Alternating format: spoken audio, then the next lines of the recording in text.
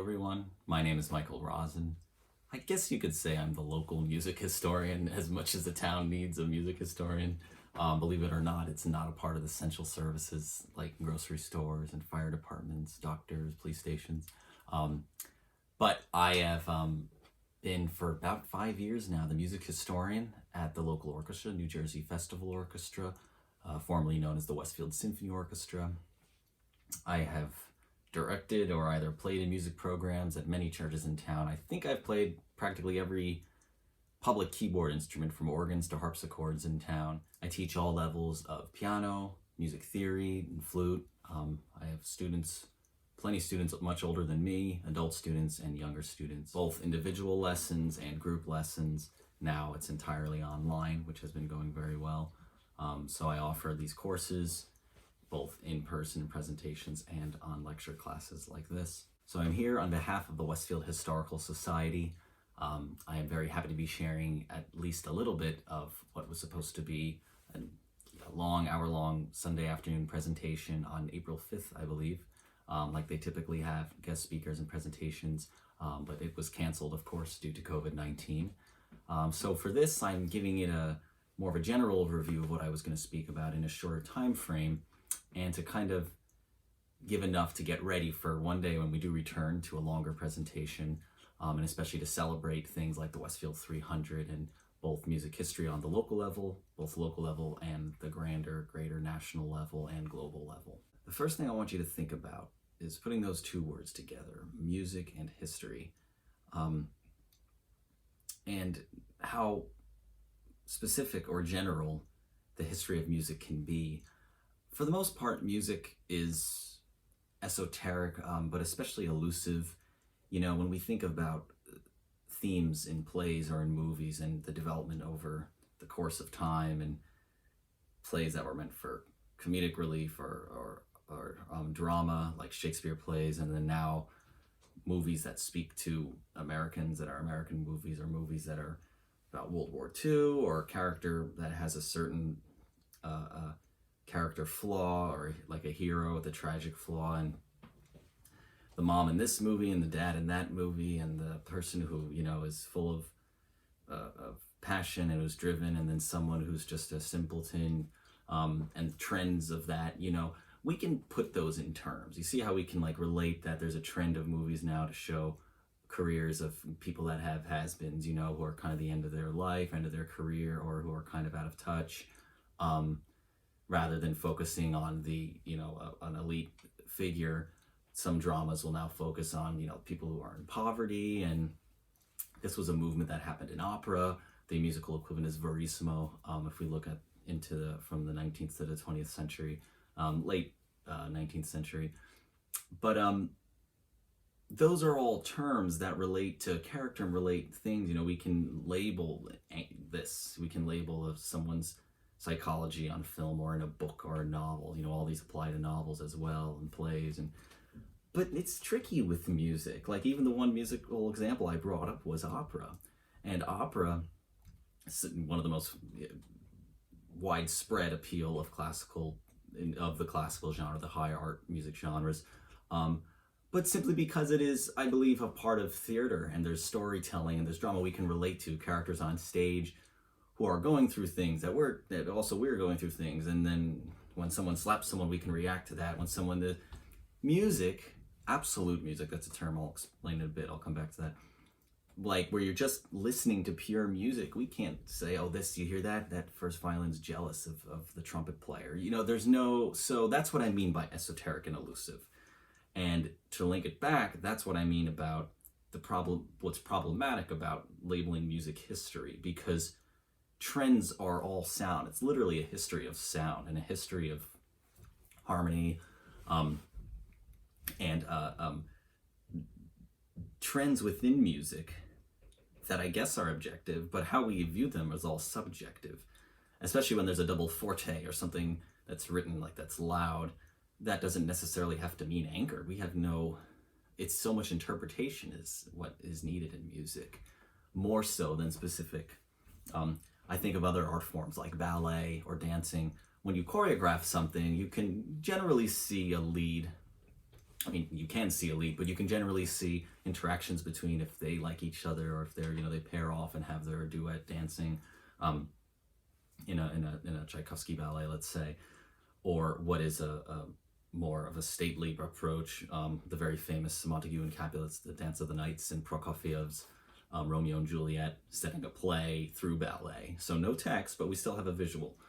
That is where that falls under music history, of course. Ballet and opera, these all do, but I think I need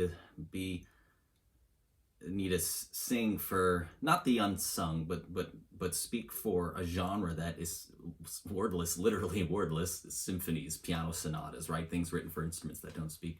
No lyrics. Okay, if we're to what as Americans or our modern idiom would understand, that doesn't have lyrics. Speak for that, because sometimes it's hard and it has no voice, and the general understanding of classical music is having to approach something that has a story, like opera or ballet, or that has a name, the Emperor Piano Concerto, what he meant, the Revolutionary Etude, what those mean. So to go back to that term, let's think about something that's absolute. If it's absolute, it's pure. It's just this one entity, like gold. It's not a mix of things. In the sense of music, forms that are don't bring in other elements that aren't extra musical meaning outside of music. So, for example, like I was saying, a piano sonata, a symphony, a prelude, it's just a piece, a piano sonata. Now, that's not to say there are piano sonatas and symphonies that truly have narratives and stories, and that's another lecture. That's for another day. There are plenty of examples. But I'm just going to say the origin of these terms and where they come from, the development of the string quartet, ternary form versus binary form. A binary form is like A and B, ternary form A, B, A. When you have in a four-movement symphony, sometimes most likely the second movement, traditionally, once the second movement was the slow movement, and the third movement would be a minuet and scherzo, while the first and last movement were the bigger movements, grander. One was in sonata, allegro form, one was in rondo. All this stuff that I'm saying right now, that's absolute music. You don't have to know those terms, but I'm just saying on absolute music terms. Great example of something that's totally a narrative. Film scores are meant to accent the drama on the scene. A composer who wants to write, I want this to be 5 minutes of the minuet, and then we go into a slower section, and then we're going to go, it's whatever the movie says. He or she writes the music to what's on the screen, and underscores the drama. They have exactly 1 minute and 21 seconds to keep this pattern that's upbeat, and then it comes down. So that's music serving, being submissive to an image, to a drama. Opera has more freedom because it's not a direct click track, but you're writing music to a story. Same with a ballet, even with choreography. There's no words, but Prokofiev's Romeo and Juliet, we're doing Tchaikovsky's Nutcracker, there's some kind of story. And I'm not saying that's a bad thing. I'm not saying submissive in a bad way. The story is on top in those senses, just like lyrics influence a song. But let's look at those two elements and see how that influences the history of music, absolute music versus extra musical narrative, and then extra musical narrative, opera, a film score, a ballet, also known as program music, the story. But I want to also make you think about those terms and challenge them in your own mind, or at least bring them to terms in American music, in what American music is. The main thing I was going to focus on for the Westfield Historical Society lecture that I will do someday, that was canceled back in April, was what is truly American music and identity for American music, and are things like those absolute music genres where I was saying minuet, symphony, piano sonata. Now we have Broadway musicals, we have songs with lyrics. Are those what are triumphant now? Do those live on? Is absolute music dead? Some forms of, at least the mainstream popularity of it, even in major classical pieces now, pieces really, for the most part, have some sort of title or subtitle. Has the concept of absolute music, its original meaning, or the original forms of traditional music, have they died and gone away, or are they just evolved? Things like band music and John Philip Sousa marches, which were the codified American sound of instrumental classical music that doesn't include jazz and Tin Pan Alley and, city Broadway. Not that sound, but the sound of American patriotism, or the sound of what we hear in the 4th of July, and that's John Philip Sousa marches, stuff written for the Marine Corps band. Is there narrative in that? Isn't that just an absolute form of patriotism and nationalism? When I say both those terms, I mean an identity of a country. And many countries have had this mission to codify what the sound of their nation is. And I think some poor composers, struggled with that most of their lives, and struggled from that pressure they put on themselves or was put upon them. To give an example, Ralph Vaughan Williams, the British Ralph, it looks like Ralph in American English composer from 1872 to 1958, I believe, who saw so much, started well into the 19th century and crossed well over into the 20th century. And for the most part, to leave it general for now, he had to reinvigorate an English sound, because up until that point, German music, Beethoven, Brahms, Bach, Wagner, all these names we know, Schumann, that Teutonic sound was dominant. It was really dominant for most of the Romantic era. And then French composers branch off and start doing their own thing. Debussy really started that movement. Even before that, Gabriel Fauré, and then Russian music also going in that area, but also Nikolai Rimsky-Korsakov is a great example of someone who is like, I think, the Russian Fauré, and Fauré is the French version of Nikolai Rimsky-Korsakov. We're very preoccupied with codifying a sound for their nation, but being a traditionalist, there's no reason to reinvent the wheel in their sense. So that's an example of what I mean about national identity and patriotism. More just having your own an objective sound of England, or a sound of France, but you're also your own subjective, your thumbprint that comes through. Like, even we have, this piece sounds so French, this piece sounds so German, so English. Even every example of the stuff that sounds so German, so French, all of them still have a difference, because every composer is different, and every composer has a thumbprint. So maybe music, absolute and narrative, program music, can be more than simple entertainment and enjoyment. It does service that function, and even a space that's so powerful that changed the world, literally. Beethoven's Ninth Symphony comes to me as the blaring main example. It still is always enjoyment and entertainment, something we can put on and just sink in, right? Not like work. But this shows that there's some kind of greater voice. Does music really have that power for social, political, and cultural change? Can it change policies? Can it be used as propaganda? Like anything, I think the intention of music is beautiful, and how it's created, and just the glorious beauty of creation and human creation. Every sort of element that has infected that is because of a human error or because of human corruption. Music itself is absolute because it's completely unnecessary. Think of the years and think of how long it took back in the day, centuries ago, just to get food and prepare food and get shelter, community comforts that are just so expected now, and not for everyone, but I mean, this world is so different than it was. Recorded music and writing obviously didn't come around until well after humans had been on the planet for a long time, because it's not a necessity. People didn't have time to sit down and write music. They would create in a ritual ceremonial, but they've got to spend more time staying alive. So I think about that with developing nations and identity, in that, while Head Start, Germany and France and Italian music, this does apply to America, at least through the 1800s, because look at the history of American music. I mean, we established ourselves as a nation, the nation we know, the Judeo-Christian Anglo-Saxon nation, in 1776. But when does American music come about? Well into the 1900s, well into the 20th century.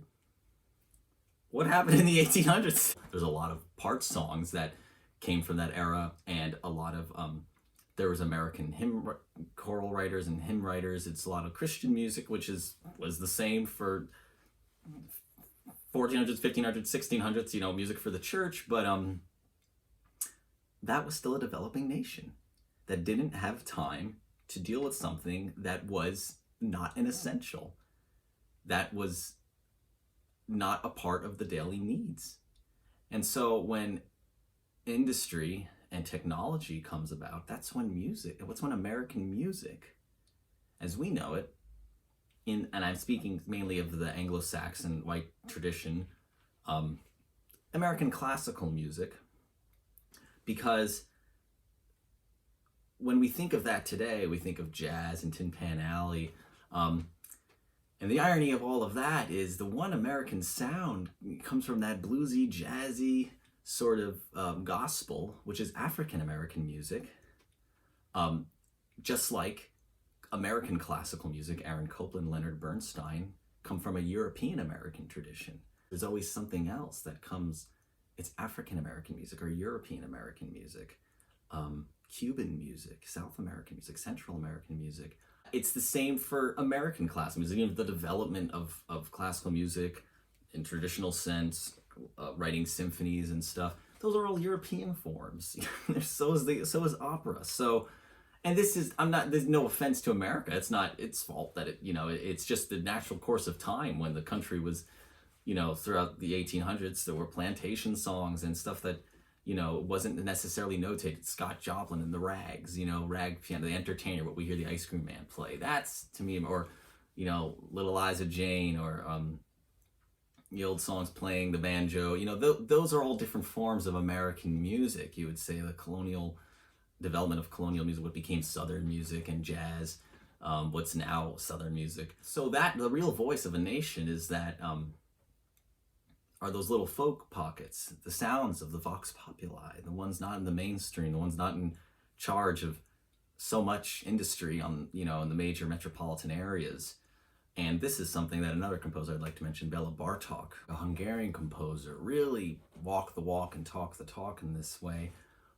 Trained classical composer, died in New York in 1945, concertos, symphonies, a lot of famous works. However, he went down and dirty to record primitive folk tunes, really go to the townspeople, Hungary, Romania, in that area, and what came, out of Ukrainian folk songs and Magyar songs and those tunes of the people who have no voice. And he brought them voice, and he would record them on the already primitive recording tools of that time and notate it note for note in his music. And that became a staple. That was the sound. To me, that's a very powerful symbol of national identity. Stravinsky was like that and had that same affection towards honoring the folk music as it appears. But that's why when I say Bartok walks the walk and talks the talk, he really spent the time to go in and record and actually record these poor folk people who knew exactly and actually sang it. They are the voice. And so that's what makes Bartok really the first quintessential ethnomusicologist, it's called.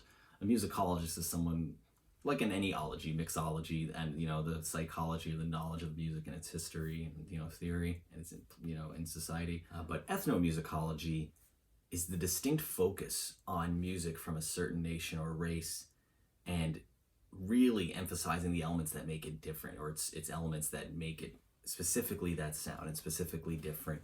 And so that's why Bartok, well-deserved, honorably wears that badge as the first grandfather of ethnomusicology. Something to think about in relation to wanting to give a voice to those that don't have one, the unsung. That's identity. That's patriotism in music history. For what Bartok did is a great example. Vaughan Williams, bringing out the sounds of English Renaissance music. Centuries have passed since England had a fighting chance of developing a voice. And so honoring the old church music, the hymns in a postmodern society, or even into modernism, which Vaughan Williams was well into, still honoring a pastime that has nothing to do with his faith and what he believed, but just honoring the history of it. Just like you can walk into a church and look at it, how majestic and beautiful it is, but not be a Christian, not be a believer, still honoring it for its art and history.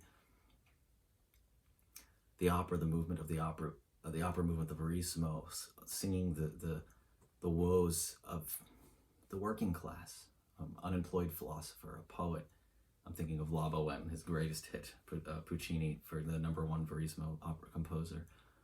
And so now when I think of Americanism, American music, to me, Leonard Bernstein is the iconic example because of so many elements, but he was the New York conductor of the New York Philharmonic who wrote musicals and started the young people's concerts and talked to kids and children, who moved in the highest circles of art music,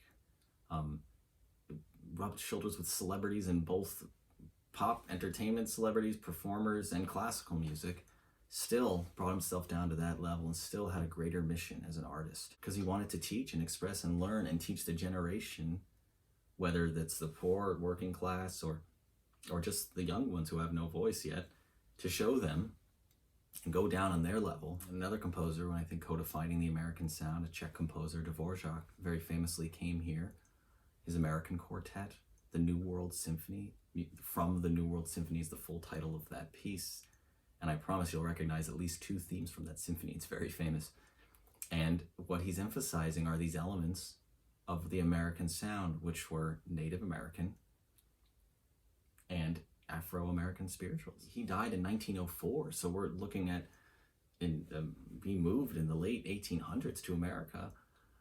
And so when we look at a developing nation, America was starting out, and in the 1800s, for 100 years without a voice that we know that's written in our, American jazz, sound of American jazz or country music.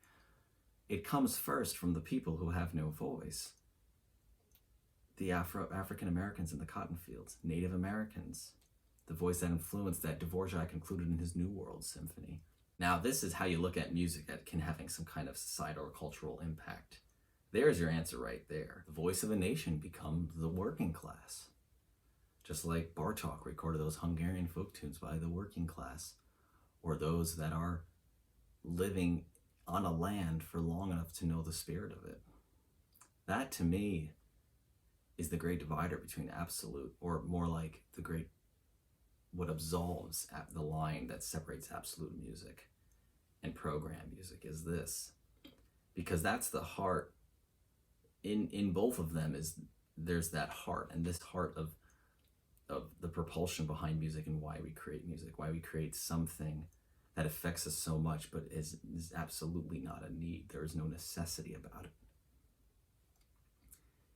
And like I said, it's realizing its powerlessness and where it's powerless that you can see where it's powerful, and this is where it's powerful. Their sound, their identity, their personality, both their thumbprint and the national identity that comes with that. That is so important. And Dvorak and Bartók, who take the music in Vaughan Williams from a past, a voice of people that would never make it into some work, and bring it out. That is music history for me. That's the history of music. It's stories of the origins and the behind the scenes of sound of music. What's the propulsion behind it? And that very local identity. Mahler literally trying to write the world, the symphony as the world, as he would say, capturing views and trying to capture the whole beauty of the world in one symphony, which seems like ridiculous, and literally trying to put all the influences. He had guitars in his 7th symphony, just combining.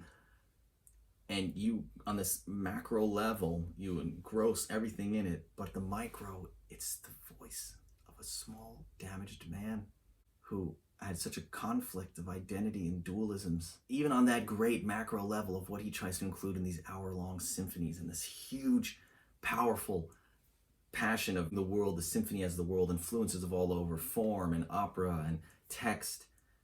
It's still just the voice of one man who puts his troubles in his music, the turmoil in his marriage, the love of his children, the secluded man, the family man, the Jew, the Christian, the man who was so passionate about his nation and culture, and yet so ready and eager to experiment with modernism. That, to me, is the history of music. When you're looking at it, the subjective and the objective elements of a composer and putting it together, program music and absolute, it's absolved. It's absolved. For me, the best presentations and the best classes were the ones where I always left with more questions. I usually ask a lot of questions. I'm always curious and stuff, so maybe that's just me, where it was very easy to get me to ask questions if you just present some information. But that's what I hope that this has given you today, and that there is some curious seed or spark in you now that makes you think about things where you weren't normally, where you wouldn't have considered in music otherwise. And especially now thinking about music in a way that, in all of its elements from the past, that how it's happened, and how it's come about, like I was saying, from music and stories, or just music for listening, just notes on a piano, playing a simple piece with no name, a prelude, or something that's the score, the title score of a movie, or an opera, or a ballet, singing songs in musicals, and how those are very much programmed, telling a story. But what gives us the chills and the power is the music from that. So that in itself is an absolute element. Why the combination of sounds, concord of sweet harmonies, as Shakespeare put it in his description of music. What in that moves us, I'll never be able to answer. No one, I don't think anyone can answer. As much as we know, as much as we analyze, as much information as we're given, why music does to us and our brain, and why we focus so much on making it.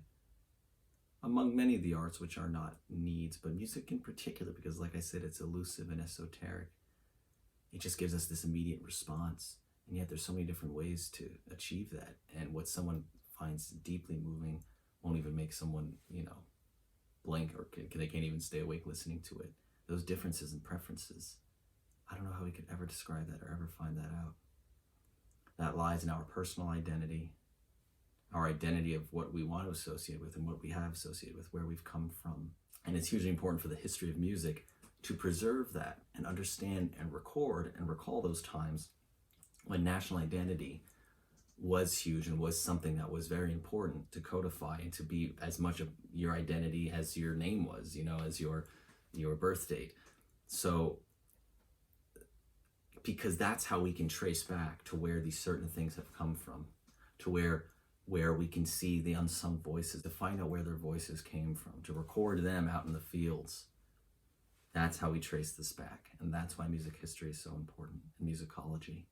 I thank you all so much for listening. I hope that this was worth your time, and that it makes you chew over it, makes you want to think about it a little bit longer and be interested. I want to thank the Westfield Historical Society for hosting me and for inviting me to do this. If you like what you heard and you want to hear more, learn more about music, or to find out more about courses or sign up for lessons, visit my website, www.michaelrosin.com. I produce blogs and videos and posts and podcasts regularly about music and music history and music theory.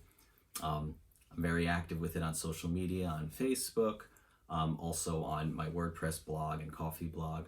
But for those who really want to dive deeper, I do have a Patreon page where you can subscribe, and these are all on the homepage of my website. So thanks again. I hope you enjoyed this, and I hope this is just part one of further series of talks that will happen in person someday, and both in Westfield and on the local level and on the greater national and global level. Thanks again, everyone. Stay safe and healthy.